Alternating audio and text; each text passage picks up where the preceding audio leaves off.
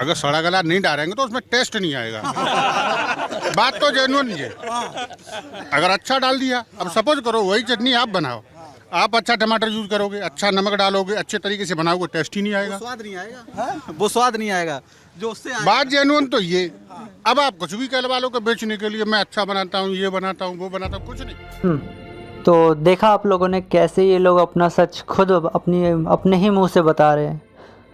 नमस्कार दोस्तों, आज मैं बात करूंगा आपके एक मीठे जहर के बारे में जो शायद आप में से कुछ लोग रोज़ ही खाते होंगे। एक स्वादिष्ट भोजन के रूप में। तो ऐसे ही हमारे सामने एक औरत और एक बच्चे का केस सामने आता है, जिसमें बच्चे और उसकी माँ बस में ट्रैवल कर रही होती है। तो उसी दौरान बच्चे को भूख लगती है बीच में। तो वो बस बीच में बहुत जगहों पे रुक रही थी जहाँ पे जंक फूड मिल रहे थे। तो उसकी माँ उसे कुछ नींबू पानी टाइप पीने के लिए देती है और कुछ खाने के लिए देती है उसी स्टॉप पर। जब वो बस आगे बढ़ने लगती है तो उनका बेटा उनसे कहता है कि माँ, मेरे पेट में दर्द हो रहा है। लेकिन उस समय चलती बस में उसकी माँ क्या ही कर सकती थी। फिर जब उसका बेटा सो जाता है तो 1 घंटे बाद जब बस तो बहुत आगे जा चुकी होती है, तो उसकी माँ उसे उठाने की कोशिश करती है। गेस व्हाट, वो इस दुनिया को छोड़ के जा चुका था। इस बात से जितना बड़ा शौक हम लोगों को लग रहा है, उससे कहीं ज़्यादा दुगना या 100 गुना कह लो शौक उसकी माँ को लगा होगा उस समय। लेकिन सवाल अब उठता है कि इसमें किसकी गलती थी, उस जंक फूड बनाने वाले की या वो उस माँ की जिसने अपने बेटे को जंक फूड खाने दिया, या फिर कुछ और ही खिचड़ी पक रही है इस जंक फूड के मार्केट में। लेकिन अब मोमोज की लोकप्रियता बहुत बढ़ गई है और आज मैं मोमोज अपने साथ लेकर आया हूं। देखिए, इन्हीं मोमोज की बात हो रही है। ये जो आपके आसपास, चाहे आप कहीं भी रहते होंगे, आपके आसपास भी मोमोज की जो दुकान है कहीं ना कहीं खुल चुकी होगी। आपके आसपास भी जो रेस्टोरेंट है वहां पर मोमोज मिल रहा होगा और आपने भी ये मोमोज कभी ना कभी या तो खाए होंगे।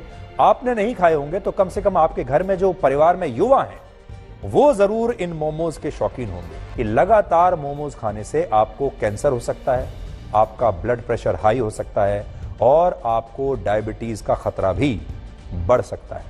ऐसे ही नहीं, हमारे इस देश में हेल्दी वेजिटेबल्स और फ्रूट्स की सेल्स दिन प्रतिदिन घटती जा रही है और हम जो मोमोज होते हैं, जिसे मैं मीठा जहर कहूँगा, उनकी सेल्स पर ईयर 800 करोड़ है। को यकीन नहीं होगा कि भारत में प्रतिदिन औसतन 2.5 करोड़ मोमोज की खपत होती है और हर साल ये आंकड़ा लगभग 800 करोड़ का है। सोचिए, प्रतिदिन 2.5 करोड़ मोमोज हमारे देश में खाए जाते हैं और हर साल 800 करोड़ मोमोज हमारे देश के लोग खा जाते हैं और बिकते भी हैं। लाइक इस डेटा को अगर एनालाइज करके अगर इसका एक इम्पैक्ट करे तो हमें पता चलेगा कि अगर इंडिया के जितने भी घर हैं ना, उन सब घरों में दिन में 1 प्लेट मोमोज खाई जाती है रोज़। बट ऑफ कोर्स हम लोग जानते हैं ऐसा नहीं होता होगा, क्योंकि कुछ घरों में नहीं खाई जाती। कुछ लोग बाहर ही 3 से 4 प्लेट मार लेते हैं। But data is data. Now fast forward a few decades, today a similar scenario is playing out, except this time junk food is the menace, or what scientists like to call ultra-processed food, UPF. They've given it a scary name to command the seriousness that junk food deserves. तो guys यार, अगर मैं junk की बात करूँ तो junk एक ऐसा वर्ड होता है जो दर्शाता है कि जो तुम खाना खा रहे हो उस खाने में हाई शुगर है, हाई सॉल्टी है, हाई फ्राइड फूड है, हाई सैचुरेटेड फूड है, हाईली प्रोसेस्ड फूड है वो। और इन्हीं सब फूड को, जिसमें ये क्वालिटीज़ बहुत ज़्यादा हाई होती है, उन्हीं फूड्स को हम जंक फूड कहते हैं। और फिर लोग बोलते हैं कि हम इतने अनहेल्दी क्यों हैं, हम मोटे क्यों होते जा रहे हैं, हमारे सर में दर्द क्यों रहता है, हमें हार्ट फेडेड क्यों फील होता है, हम एनर्जेटिक क्यों नहीं फील कर पाते हैं लाइफ में। लाइक तुम लोग, या फिर कह लो द ऑडियंस ऑफ मीठा जहर, तुम लोग ऑलरेडी वो खा रहे हो, वो कर रहे हो जो जिससे तुम्हारी लाइफ रिड्यूस हो रही है। एंड गेस व्हाट, तुम लोगों को वो बात पता ही नहीं है कि तुम वो चीज़ कर रहे हो जिसके कारण जो तुम चाहते हो वो तुम अचीव नहीं कर पा रहे हो।